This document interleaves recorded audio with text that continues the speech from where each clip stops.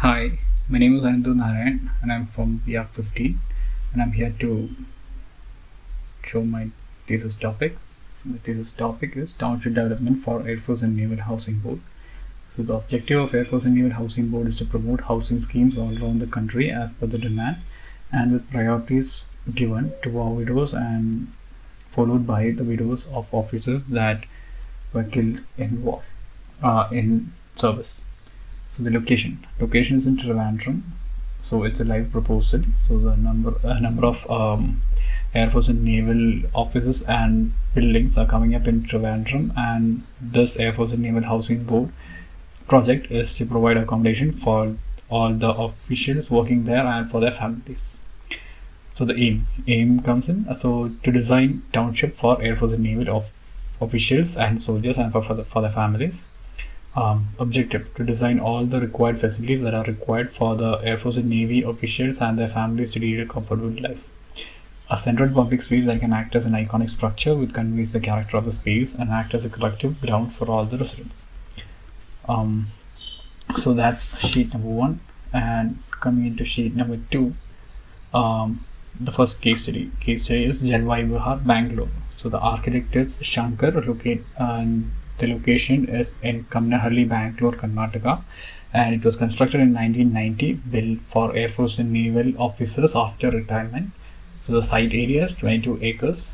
So the housing, there are actually 5 types of housing, 5 types of houses in this particular project. So type 1 is 1 BHK, type 2 1 BHK plus a study, type 3 that is 2 BHK, type 4 2 BHK plus study, and type 5 which is a 3 BHK plus servants cottage and parking. So the theme followed is cluster housing. So there are 5 types of clusters. So in each cluster, there are 5 buildings in one cluster, and there are 12 clusters of 6 houses, and then there are 75 clusters of 5 houses, 17 clusters of 4 houses, 2 clusters of 3 houses, and 7 clusters of 2 houses. And now coming to the second case study, that is Jalwai Villas, Goa. Jalwai Villas, Goa has a similar context as of Trivandrum, because there are a lot of Air Force and Naval offices close by, and most of the residents living there are the ones who are working in these offices. So there are basically 3 types of houses there. That is type 1 sailors, type 2 officers, and type 3 executives. So those are 3 types of housings that are provided there, and all of the above are 3 BHKs. So then coming to the next sheet, that is a case study of literature case study. So the first literature case study is Mumbai Code, Affordable Housing for Seniors, and the second one is Bergamo, Italy, Auditorium Library. So Mumbai Code, Affordable Housing for Seniors, it has a total number of 96 units, 19 studios, which consisted of 61 1 bedrooms and 16 2 bedrooms. And so Bergamo, Italy, Auditorium Library, I've done the case study for the auditorium space that I've to design. So then come to the comparative analysis.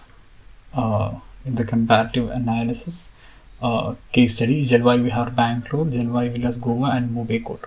So the location, Jalwai Vihar, Bangalore, and Mumbai Code are in highly dense regions, whereas Jalwai Villas are comparatively moderately dense regions, and the area is 22 acres and 10 acres respectively for Jalwai Vihar, Bangalore, and Jalwai Villas, Goa. So coming to the analysis part, the landscape and the amount of trees around the site has a significant impact on the microclimate of the site. This includes the reduction in temperature, provides buffer in terms of sound and visual aspects, and the air quality is considerably better when the site with trees. The trees act as a shading device, and it reduces the warm direct sunlight and provides reflected light.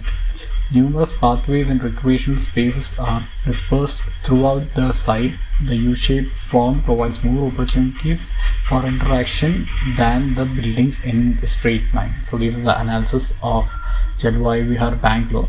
Now for Jalwai Vihar Villas, Goa, the analysis are the temperature is really harsh during the day, and there is very little shading elements and trees in the site.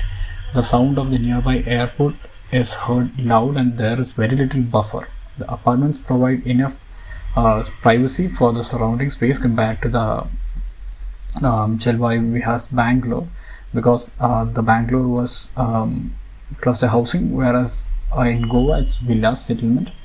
The extra parking spaces are allotted for residents with more than one vehicle.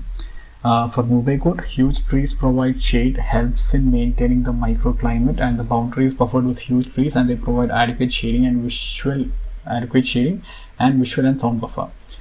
Bigger windows lets in more light and creates a sense of bigger size for the residents. The vehicular access is controlled within the site, which in turn increases the pedestrian circulation. So coming to the next sheet, that is site location. So Variyathura, the site is located in Variyathura, Thiruvananthapuram.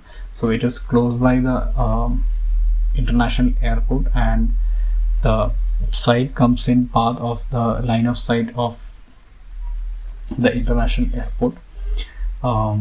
So the views are given below, and then in the next sheet, the facilities that are close by are marked, and the strengths and weaknesses of the site. The strengths and weaknesses are the strength is it's close to the airport, so easy accessibility, and people can move to different places with ease. So easy accessibility of water, fertile land and vegetation growth.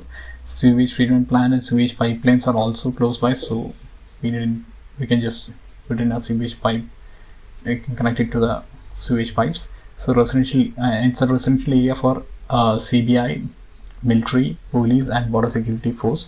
So because it's the whole space is government land, all these projects tend to happen there. And then weaknesses, so the building rules and restrictions due to the nearby airport. So there's a height restriction of G+2, and then the sun path, and the site is a flat site with no contours, and then the wind direction is from northeast to southwest, and the access routes, there are 3 access routes around the site. And then the next sheet, it is the data collection, and then for the next sheet, the concept and zoning.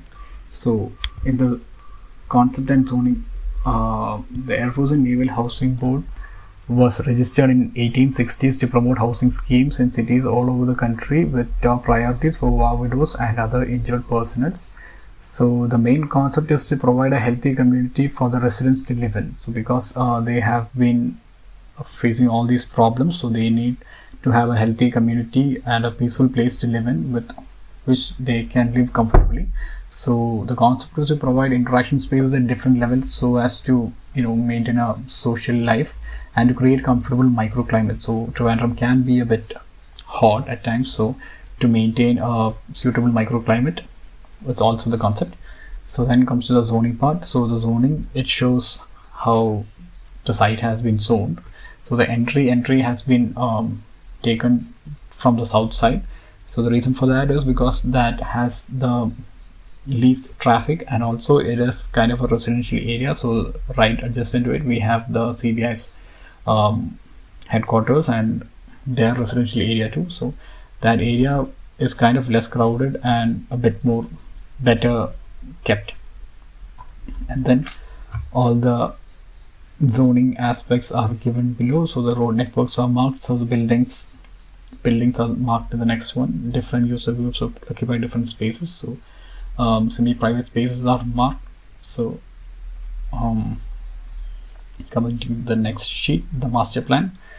The master plan is in scale 1:1000. So the entry is given from the southern side. So there's security cabin right next to it, and then comes the admin block, and then there's a straight line of path that follows, and in either side there are buildings that are 2 BHKs, and then the kindergarten auditoriums are marked towards the center of the site with a commercial green space towards right at the heart of the site. And then all the buildings are 1 BHK, 2 BHK and 3 BHKs are allotted accordingly as shown in the figure. And then towards the end of the site, the restaurant and the shops are towards the end of the site, and there's a greenhouse and the land for agriculture that is provided towards the very end of the site. And there's a water body which can be used as pisciculture, and also the water body has been placed to the northeast side because the wind travels from northeast to the southwest side, and the wind can travel through above the water, creating a cold breeze which can travel throughout the site, which helps in maintaining the microclimate. And then comes to the next sheet. The next sheet is 1 BHK plan sections and elevations and views. So 1 BHK, the total area is 45 meters square per apartment. So the number of apartments are 24. So around 24 to 48 people can be accommodated in this building. So the building follows a stepped form, and this is used because to provide maximum outdoor space, balcony space for each residence, and also to create a private space for each and every one of them. So the plan has been given in 1:100 scale, and then the plan of the whole building in 1:200 scale has been provided. Then coming on to the next sheet. The next sheet is 1 BHK type 2. So the total area of the building is 5,000 meters square, with the total number of 48 apartments in it. And the parking area is placed in the center of the plot with landscape on the roof. And the facade has Bangalore tiles which permits the flow of air and sunlight. The parking space acts as a landscape element with contours and seating spaces. So the plans for each and every one of them have been given, the plans in sections, and the individual plan has also been given, 1 BHK floor plan. And then comes the 2 BHK floor plan with area of 117 per apartment, and the number of 18 apartments of 2 BHKs are provided, and around 36 to 72 people can be accommodated in 2 BHK. So large windows around the dining provides ample lighting within the building. Balcony spaces that open up towards the backyard and the common spaces behind the building. And the form sections and plans have been provided. Now coming up to the next sheet, 3 BHK. So the area is 103 meters square. Number to 29, a total of 29 units are provided, and people accommodated are 116 to 145 people can be accommodated, and plan sections and elevations are provided. Then coming to 4 BHK, so the total area of 147 meters square, the total number of 8 units are provided, so people can be accommodated from 25 to 36 people. So bigger families can be used, so it can be given to bigger families or as used as guest house. The water bodies in the front provides a view from the dining and also facilitate in providing ambient lighting within the building, and also provides in giving a comfortable microclimate for the building. The skylight provided in the house lights up the whole interior space. So there's a skylight provided. And then the plan section and elevations are shown. Then to the next sheet, sheet 16, that is the auditorium. The auditorium area is 500 meters square. The auditorium acts as a multi-purpose hall that can be used for indoor games such as badminton, tennis, etc. And the top portion of the auditorium converted into rooftop football turf. The path towards the turf acts as stairways as well as an amphitheater and a hangout space. The space under the path is used as a storage space. And the plan sections and views. Then comes the kindergarten. So the kindergarten has a total area of 625 meters square with a total number of 48 kids that can be accommodated within the kindergarten, and 16 staff members can be accommodated. The kindergarten has an open plan, and the courtyard space divides the Building Unit 2 with a lush green plants. The water body in the center with aquatic life will help to attract the kids. The rooftop is also used as recreational space. The central courtyard space is topped with metal net frame. The sections views are provided. Then the restaurant space with an area of 576 meters square, seating capacity of 80. The central space with an atrium, the focal point is the green space and a tree. The skylight in the top provides light to the green space created below. The side of the building is used for commercial purpose, like salons, grocery shops, stationaries are placed here.